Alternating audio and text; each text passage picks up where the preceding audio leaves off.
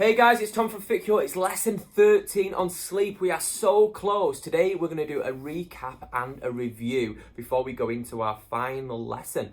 So people who are sleep deprived have higher levels of stress, their immune system's down, they get sick more often, the memory is not great, and they have trouble solving problems. If you sleep really, really well, happiness, you're much happier, your performance is better, and you oxidize fat better as well. So you actually lose body fat through sleeping. So it's super important that we keep, even after this habit is over, keep trying to refine your morning ritual, refine your bedtime ritual, because sleep is essentially the fountain of youth, and it is everything to us with regard to our circadian rhythms and how we feel and perform during the day. So just to recap, we're going to go through the 5 senses again today. So if it's nighttime, I want to see nothing. I want to be pitch black. I don't want to see my hand in front of my face. I want to hear white noise. I want to feel hot to cold. So get in my bath, get something hot, and then go into a cold room to stimulate that melatonin to make me go to sleep. I want to taste no caffeine and no alcohol. And if you're going to now piggyback off that new habit, you potentially would taste some chamomile tea before bed. And we want to smell lavender. Morning ritual wise, we want to see lots and lots of light. So we need to get ourselves outside into the sunlight straight away, or we need a dawn simulator alarm.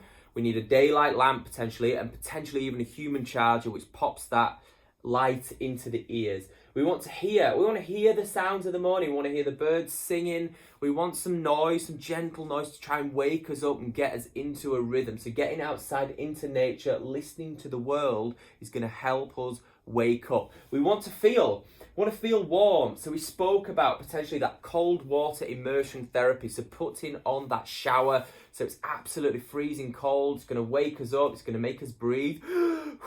Get the body pumping, get the cortisol released, get us fired up for the day, and then we get out and it's warmer and it helps bring us into a nice, happy, fired up, ready to roll environment. We want to taste water. We spoke about hydrating first thing in the morning. So we want water. We want to hold off on that coffee first thing because it's like a fire alarm going off if you give yourself coffee.